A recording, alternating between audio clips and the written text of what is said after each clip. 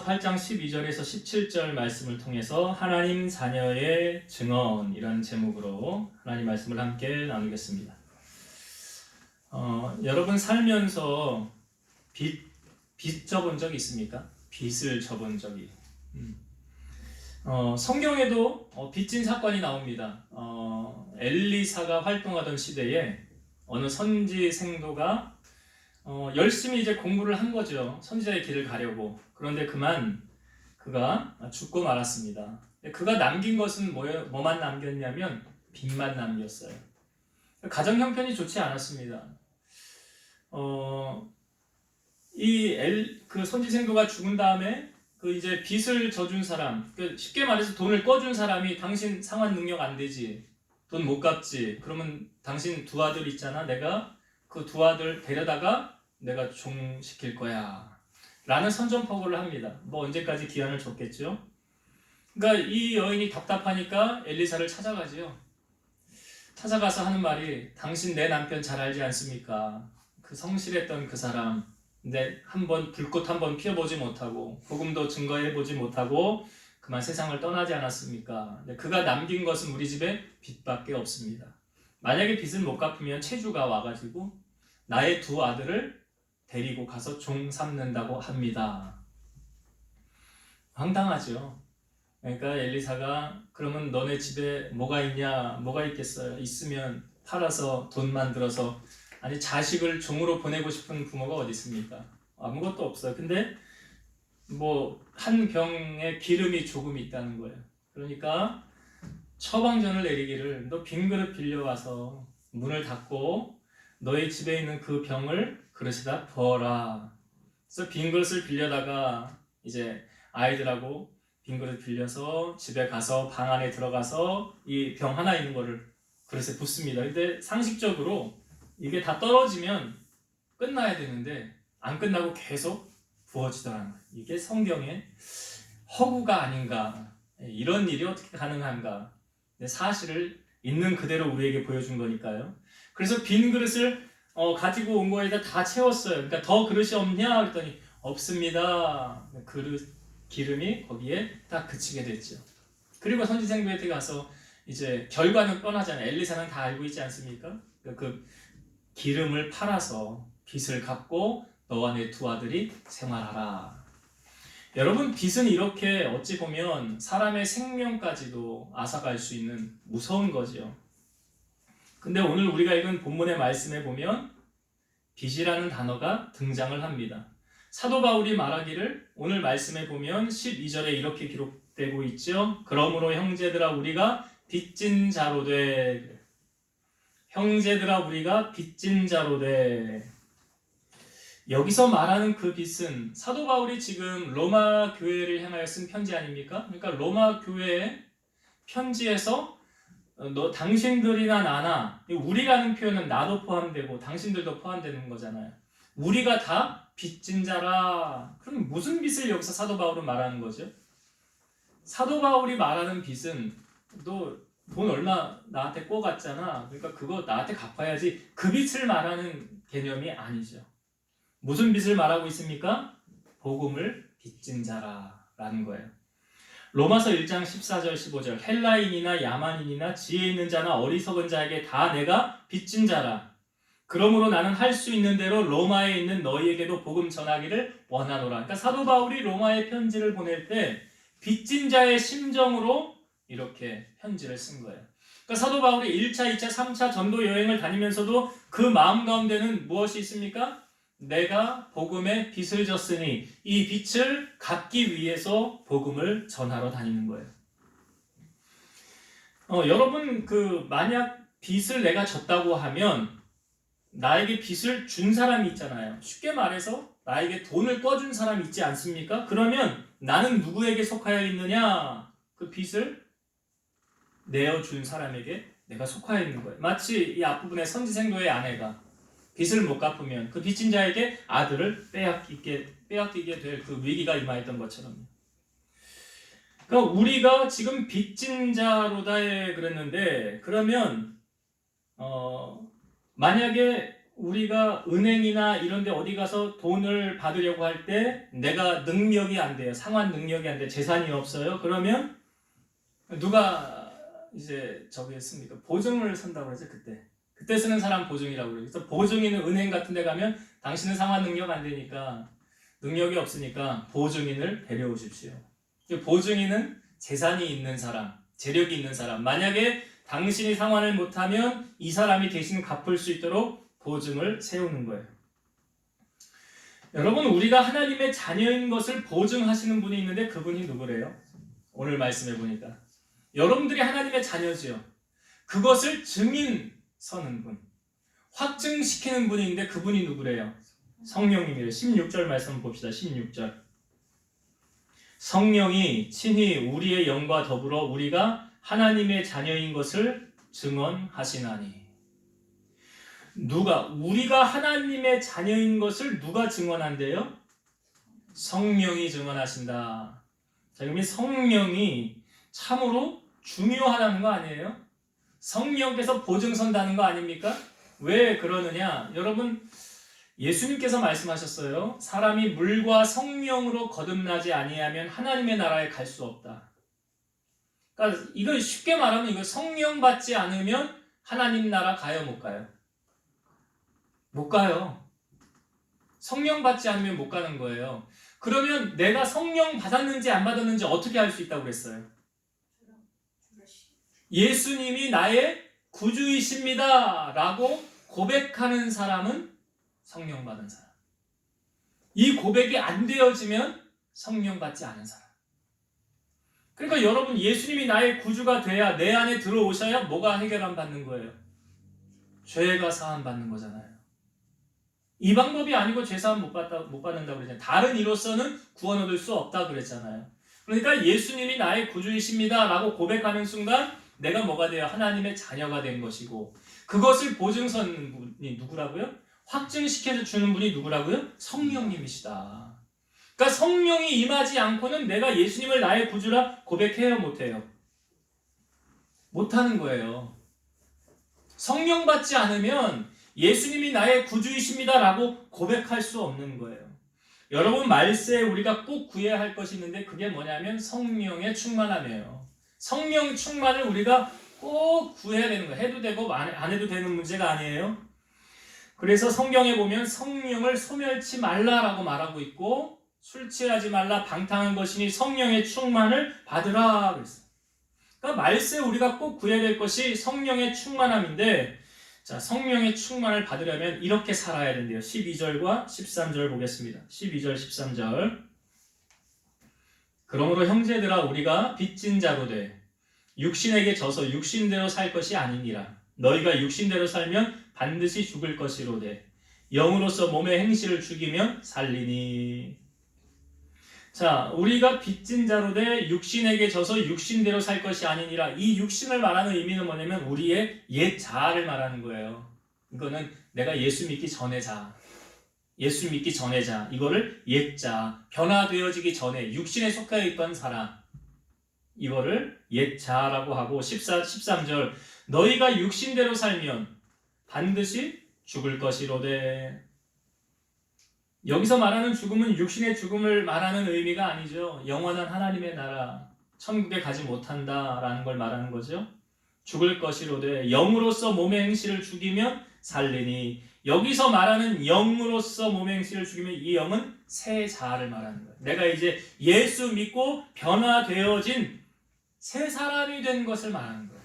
그러니까 내가 아직도 옛 자아를 따라 살아갈 것이냐, 아니면 내가 예수님 만나고 인격적으로 주님 만나고 변화되어져서 이제 새롭게 됐으니까 새로운 자아를 가지고 옛사람은 죽고 새로운 사람으로 살아갈 것이냐, 이러한 기로의 결단에 섰을 때 우리는 어떻게 살아가야 되느냐. 그래서 성령의 인도함을 받으며 살아가는 사람, 14절도 볼게요. 14절 무릇 하나님의 영으로, 성령이죠, 하나님의 영으로 인도함을 받는 사람은 곧 하나님의 아들이라. 그러니까 하나님의 자녀가 되는 사람들은 성령의 인도하심을 받고 살아간다. 사도행전에 보면 아시아에 이제 그 교회가 부흥하면서 7집사를 세우게 됩니다. 그 7집사 가운데 가장 먼저 순교한 사람이 돌을 맞아 죽은 스데반이죠. 네. 그 7집사 가운데 스데반은 가장 먼저 돌을 맞아 순교를 당하였고, 우리에게 자주 보여지는 한 사람이 있는데 빌립이라는 사람이에요. 이 빌립이라는 사람이 하루는 성령께서 그에게 말씀하시기를 너 예루살렘에서 가사 지방으로 남쪽으로 똑바로 가라. 그런데 그 길은 광야라는 거예요. 아니 그 광야로 왜 나를 가라고 하실까? 성령께서. 내가 잘못 들은 거 아닌가? 그래서 성령께서 하시는 그 말씀을 순종해서 나아갔더니 거기 에디오피아 여왕 간다게의 모든 국고를 맡은 내시가 예루살렘에 예배하러 왔다가 돌아가는 길이었어요. 그런데 돌아갈 때 성경을 읽는데 이사야의 글에 기록된 글을 읽고 있는 거예요. 빌립이 가서 당신이 읽는 그 길을 깨닫습니까? 아니, 지도해주는 사람이 없어서 무슨 말인지 모르겠습니다. 사실 그 내시가 읽고 있었던 그 길은 누구를 소개하는 것이냐면 예수 그리스도를 소개하는 거였어요. 그래서 빌립이 입을 열어 복음을 전합니다. 예수 그리스도의 복음의 소식을 그가 전합니다. 그리고 물이 있길래 거기서 물로 그에게 세례를 주었어요. 그리고 나중에 성경에 보면 사도행전 8장 39절 둘이 물에서 올라올새 주의 영이 빌립을 이끌어간지라 내시는 기쁘게 길을 감으로 그를 다시 보지 못하니라. 여기 중요한 말씀이요. 둘이 물에서 올라왔어요. 세례를 베풀고 올라왔는데 주의 영이 빌립을 이끌어간지라. 그러니까 지금 빌립이 누구의 인도를 받고 있어요? 성령의 인도를 받고 있어요. 여기 오늘 말씀의 14절에 하나님의 영, 성령의 인도함을 받는 사람들은 곧 하나님의 아들이라. 그러니까 아들이라는 표현이 아들, 딸, 하나님의 자녀라라는 표현이에요. 우리는 하나님의 인도함을 받으며 살아가고 있는가? 그 하나님의 인도함을 받고 살아가고 있다면 우리가 하나님을 향하여 이렇게 부를 수 있다고 성경은 말합니다. 15절의 말씀 볼게요. 15절 너희는 다시 무서워하는 종의 영을 받지 아니하고 세상의 영이죠. 양자의 영을 받았으므로 우리가 아빠 아버지라고 부르짖느니라. 우리가 세상의 영을 받지 아니하고 하나님께로부터 온 영을 받았다는 거예요. 그래서 우리가 하나님을 뭐라고 부를 수 있대요? 아빠 아버지. 옛날 성경으로는 아바 아버지, 아바 아버지라는 찬양도 있잖아요. 그러니까 이 아빠라는 얼마나 친근감을 줍니까? 그렇죠? 그러니까 우리와 하나님과의 관계, 우리와 하나님의 사이가 바로 이렇다라는 거예요. 내가 이제 옛사람을 버리고 새사람이 되어서 성령의 인도함을 받고 살아간다면 우리가 하나님을 향하여 아빠라, 하나님을 아버지라 부를 수 있게 되는 거예요. 그러니까 하나님이 우리의 아버지 되심을 누가 알려준 겁니까?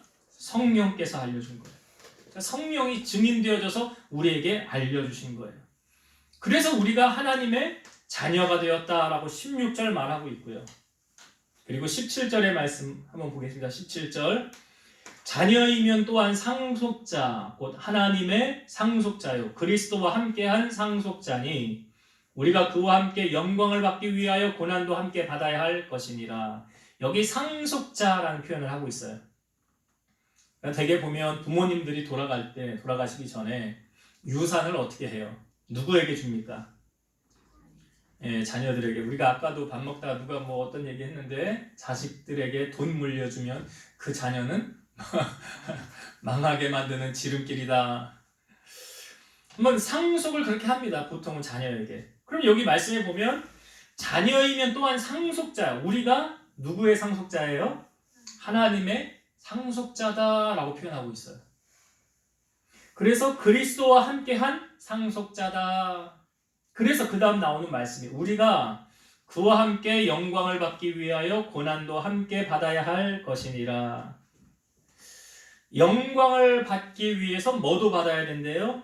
고난도 받아야 된다. 그럼 이 말씀을 우리에게 친히 몸으로 실천하여 보여주신 분이 있죠. 누구십니까? 한번 찾아볼까요? 빌립보서 2장 찾아보겠습니다. 빌립보서 2장. 빌립보서 2장은 신약성경 319페이지에 있습니다. 빌립보서 2장 자 5절부터 한번 찾아서 볼게요. 이 말씀 가운데 여기 영광이 있고 고난이 같이 속하여 있는 말씀인데 이 말씀을 우리 가운데 실천하신 분이 예수님이시죠. 그 예수님을 우리에게 알려주고 있습니다. 자 5절부터 제가 읽어볼게요. 너희 안에 이 마음을 품으라 곧 그리스도 예수의 마음이니 그는 근본 하나님의 본체시나 하나님과 동등됨을 취할 것으로 여기지 아니하시고 여기 예수님을 소개하는데 하나님의 본체다라는 표현 하나님과 하나였다라는 거예요. 하나였으나 거기에서 나오셔서 자 7절 오히려 자기를 비워 종의 형체를 가져 사람들과 같이 되셨고 그러니까 신이 사람의 모양으로 오셨다라는 것은 이미 그가 낮아졌다라는 걸 우리에게 알려주는 거예요. 8절 사람의 모양으로 나타나사 자기를 낮추시고 죽기까지 복종하셨으니 곧 십자가에 죽으심이라. 그러니까 신이신 그분이 사람으로 오셔서 십자가를 지시고 죽으셨어요. 이 얼마나 비참합니까? 그러니까 이것을 비하다라고 말해요. 비하, 낮아졌다라고 표현하는 거예요. 아니 신이 사람의 모양으로 오셔서 신이 낮아지셨으니까 비하되었다. 자 죽으셨어요. 십자가에서 죽으셨어요. 자 그 다음 9절부터 봅니다. 이러므로 하나님이 그를 예수를 지극히 높여 모든 이름 위에 뛰어난 이름을 주사 하늘에 있는 자들과 땅에 있는 자들과 땅 아래에 있는 자들로 모든 무릎을 예수의 이름에 꿇게 하시고 모든 사람이 다 예수님의 이름 앞에 무릎을 꿇게 되었다. 11절 모든 입으로 예수 그리스도를 주라 시인하여 하나님 아버지께 영광을 돌리게 하셨느니라. 이 9절부터 11절까지의 부분은 승귀, 높임을 받으시는 주님이에요. 그러니까 사람의 모양으로 비하, 낮아지셨다가 십자가에서 죽으셨다가 그 다음 어떻게 됐어요? 높임을 받으시는 거예요. 승귀, 모든 입으로 예수님은 나의 구주이십니다 라고 그분이 높임을 받으시는 거예요. 그러니까 이 말씀 가운데 빌립보서 2장 5절에서 11절의 말씀이 우리가 읽은 로마서 8장 17절 말씀 그와 함께 영광을 받기 위하여 고난도 받아야 될 것이니라 라고 말하고 있어요. 여러분 성경의 많은 사람 가운데 이 과정을 다 겪어서 하나님의 일꾼으로 세워지는 사람들이 많습니다. 요셉이라는 사람 구약에 17살에 애굽으로 팔려갔죠. 그리고 그가 총리가 되어지기까지 30세까지 13년 동안 그는 고난의 세월을 견뎌야 했어요. 다윗 또한 블레셋의 골리앗을 물리친 후에 하루아침에 영웅이 되었지만 그때부터 사울 왕이 죽이려고 하잖아요. 다윗이 그때부터 도망다닌 거예요. 사울이 죽기까지. 그리고 나서 죽은 후에 다윗이 30살에 왕위의 자리에 올라가게 되죠. 모세는 어떠했습니까? 40세에 화려한 애굽의 궁에서 나가서 그는 80세까지 아무도 그를 알아주지 않는 잊혀지는 인생, 아무도 기억해주지 않는 인생이 그의 인생에 펼쳐졌어요. 그러니까 40년 동안 모세도 연단받은 거예요. 여러분 여러분 부족한 자를 부르셔서 하나님의 방법으로 갈고 다듬으십니다. 그래서 환난은 인내는 연단을. 우리가 그 말씀 나눴죠? 칼을 대장장이니까 칼을 불구덩이에 넣었다가 뺐다가 넣었다가 뺐다가 하는 이 과정을 뭐라고 그랬어요? 연단이라고 그랬잖아. 넣었다가 뺐다가 하나님이 우리를 그렇게 훈련시키는 거죠. 그 과정을 통해서 환난은 인내는 연단을.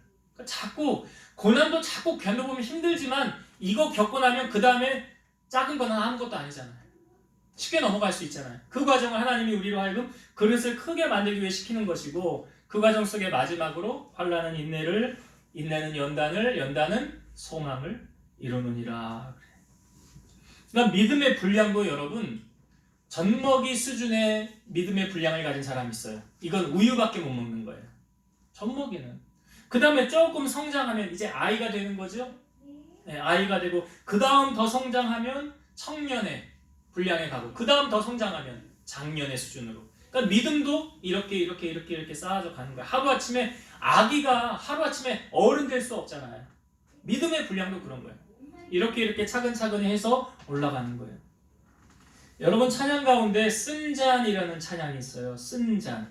이것이 이 가사의 내용을 한번 들어보세요. 주님의 쓴 잔을 맛보지 않으면 주님의 쓴 잔을 모르리. 주님의 괴로움 당하지 않으면 주님의 고통을 모르리. 주님의 십자가 져보지 않으면 주님의 죽으심 모르리.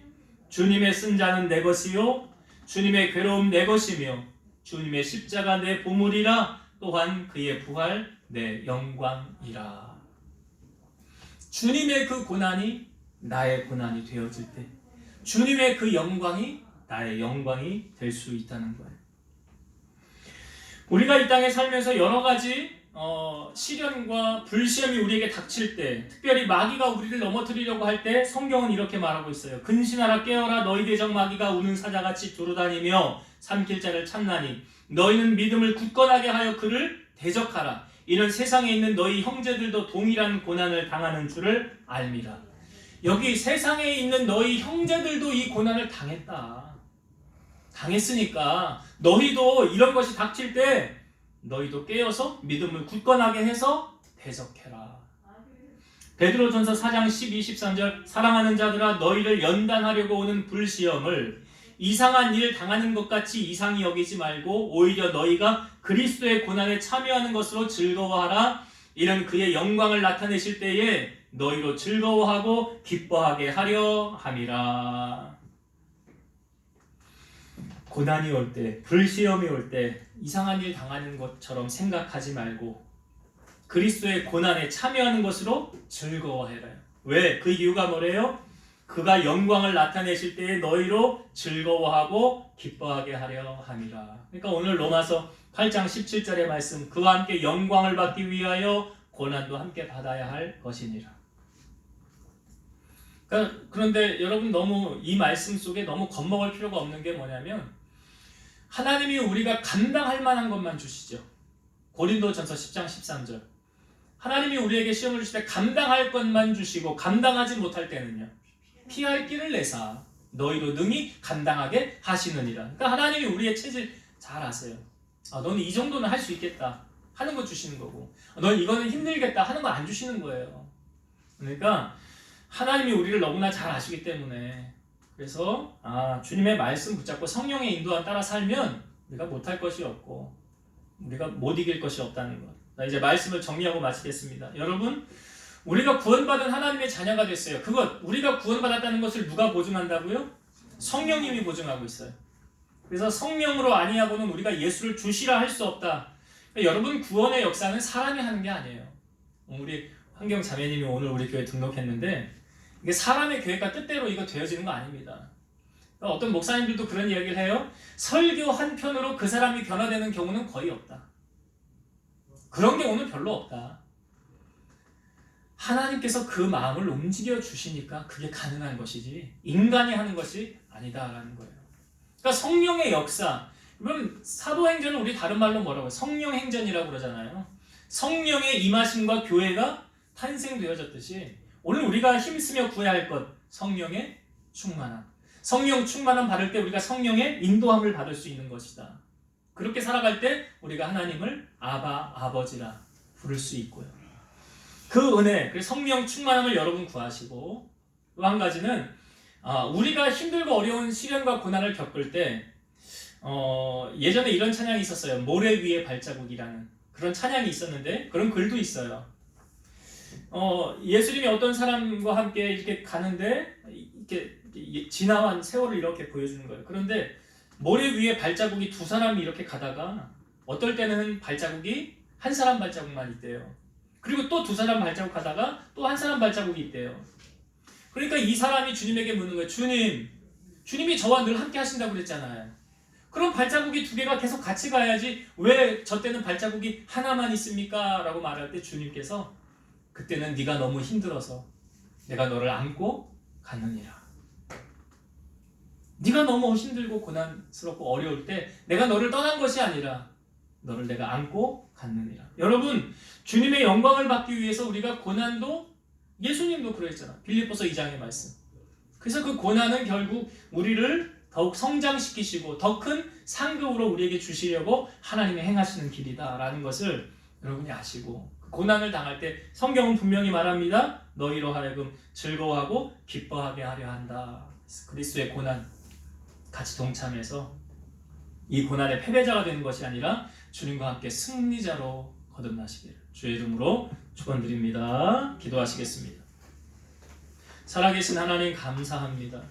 우리가 구원받은 하나님의 자녀가 된 것은 나의 공로로 되어진 것이 아니라 전적인 하나님의 은혜고, 내가 하나님을 아바 아버지라 부를 수 있는 것 또한 성령께서 우리에게 오셔서 임재하여 주시고 우리로 하여금 하나님 앞에 보증 세워져서 우리로 친히 하나님을 아버지라 부를 수 있게 된 것입니다. 이것이 나의 공로로 되어진 것이 아니기 때문에 더욱 우리는 하나님 앞에 감사할 수밖에 없음을 고백하오니 우리 사랑하는 성도들 주님 앞에 더 감사하고 성령으로 충만한 생활할 수 있도록 은혜를 더하여 주옵소서. 우리가 당하는 어떠한 시련과 환난이 있다 할지라도 그것은 결국 영광으로 변화되어져서 우리에게 나타날 줄로 믿사오니 환난이 결국 소망으로 연결되어진다고 하셨으니 우리 성도들 어떠한 시련과 어려움 속에서도 잘 인내하며 이겨내게 하시고 결국 최후 승리 주시는 주님과 더불어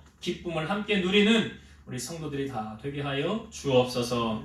이제는 우리를 모든 죄악 가운데서 구속하신 예수 그리스도의 은혜와 하나님의 사랑하심과 성령님의 내주 교통 인도 역사 충만케 하심이 사랑하는 성도들 머리 위에 저들의 가정 위에 이 재단과 나라와 민족 위에 이제로부터 영원토록 함께 있을지어다.